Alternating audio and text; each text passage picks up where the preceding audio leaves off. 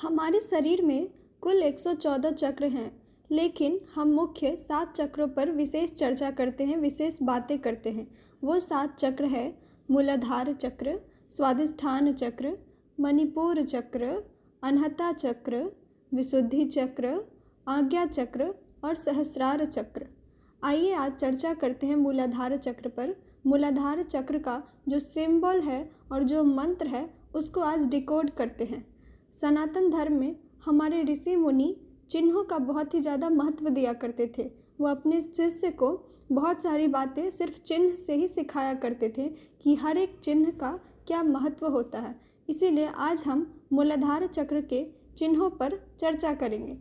मूलाधार चक्र कहाँ स्थित होता है, कहाँ सिचुएटेड होता है? तो मूलाधार चक्र हमारे एनस और जेनाइटल ऑर्गन के बीच में सिचुएटेड होता है। इसका कलर जो होता है वो लाल रंग का होता है और इसमें 4 पत्तियां होती हैं। कमल के फूल की 4 पत्तियां होती है। ये 4 पत्तियां क्या रिप्रेजेंट करती है? ये 4 पत्तियां आहार मतलब कि भोजन, निद्रा मतलब कि स्लीप, भय मतलब कि डर, फियर और मैथुना मतलब कि प्रोक्रिएशन, रिप्रोडक्शन के पावर। ये 4 पत्तियां यही 4 चीज़ों को डिनोट करती है। कुंडलिनी जागृत करने के सफ़र में मूलाधार चक्र पहला चक्र होता है, जिसे पार करके हमें ऊपर उठना होता है। मूलाधार चक्र के सिंबल में एक ट्रायंगल बना होता है, ट्रायंगल शेप बना होता है, जो ट्रायंगल नीचे की तरफ मुड़ा होता है, इन्वर्टेड ट्रायंगल होता है। ये ट्रायंगल ये बताता है कि यहाँ पे भी 3 जो मुख्य नाड़ी है, ईड़ा, पिंगला और सुषुम्ना, यही 3 नाड़ी यहाँ पर जुड़ी होती है। लेकिन ये ट्रायंगल इन्वर्टेड होता है, इसीलिए इसकी जो भी ऊर्जा होती है वो नीचे की तरफ फ्लो होता है, वो ऊर्जा ऊपर नहीं उठ पाता है।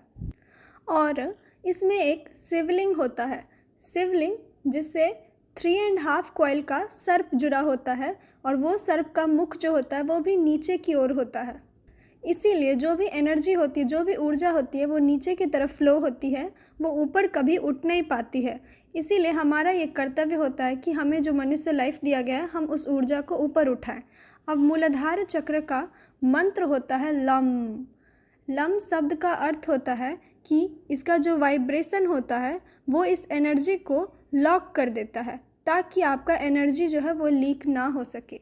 जब आप लम शब्द को खींचते हैं, इसमें जो अंत में माँ आता है, लम, इस माँ को खींचते हैं तो ये वाइब्रेशन जो होता है वो हमारे हेड तक पहुंचता है और ये कुंडलिनी ऊर्जा जो होती है वो ऊपर की तरफ उठने लगती है। इसीलिए मूलाधार चक्र को एक्टिवेट करने के लिए बीज मंत्र का प्रयोग किया जाता है। मूलाधार चक्र, हर एक चक्र कोई ना कोई लोक और कोई ना कोई सेंस ऑर्गन से जुड़ा होता है। तो मूलाधार चक्र जुड़ा होता है हमारे सेंस ऑर्गन नोज से, मतलब कि स्मेल से। इसीलिए जब भी आप किसी ख़राब स्मेल के एरिया पे जाते हैं तो आपका मूलाधार चक्र डिसबैलेंस हो जाता है। इसीलिए हमारे सनातन धर्म में धूप और अगरबत्ती का प्रचलन चालू किया गया, ताकि उस ऊर्जा से, उस खुशबू से आपका मूलाधार चक्र बैलेंस हो सके और आप नॉर्मल बिहेव कर सके। मूलाधार चक्र भूलोक को रिप्रेजेंट करता है, इस अर्थ लोक को रिप्रेजेंट करता है।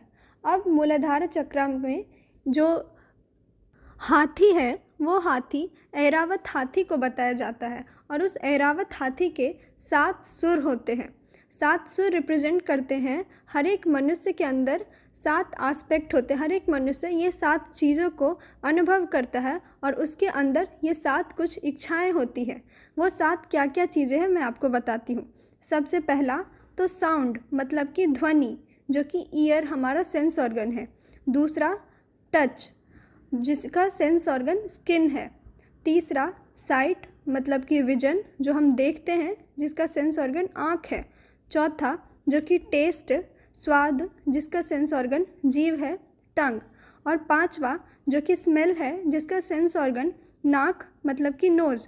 छठा डेफिकेशन, जो भी आप अपने स्टूल को या यूरिन को पास करते हैं वो रिप्रेजेंट करता है। तो इसमें मेनली एनस जो आता है उसको रिप्रेजेंट किया जाता।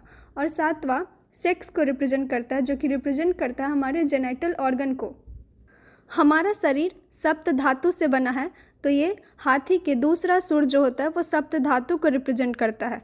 तीसरा सुर जो होता है 7 प्रकार की इच्छाओं को रिप्रेजेंट करता है। कौन कौन सी हैं वो 7 इच्छाएं? तो वो इच्छा है सिक्योरिटी, कि हम प्रोटेक्टिव रहें। दूसरा, कि हम प्रोक्रिएट कर सके, अपनी अगले जनरेशन को जन्म दे सके। तीसरा, हमारा उम्र बहुत लंबा हो, लॉन्गिविटी। चौथा, शेयर करना कोई भी चीज़।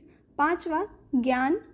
छठा, सेल्फ रियलाइजेशन, आत्मबोध हो सके।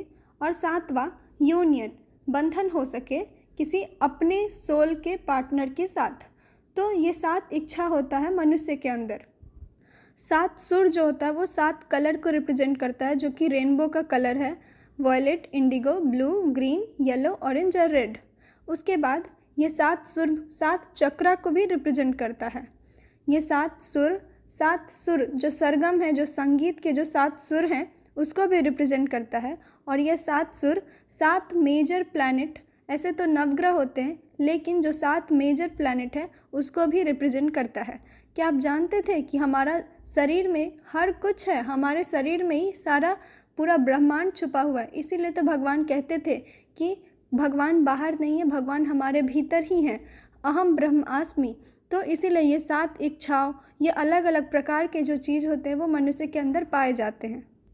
मूलाधार चक्र को हाथी ही क्यों रिप्रेजेंट करता है? क्योंकि हाथी का स्वभाव होता है कि वो लाइफ लॉन्ग सिर्फ और सिर्फ भोजन का ही तलाश में होता है।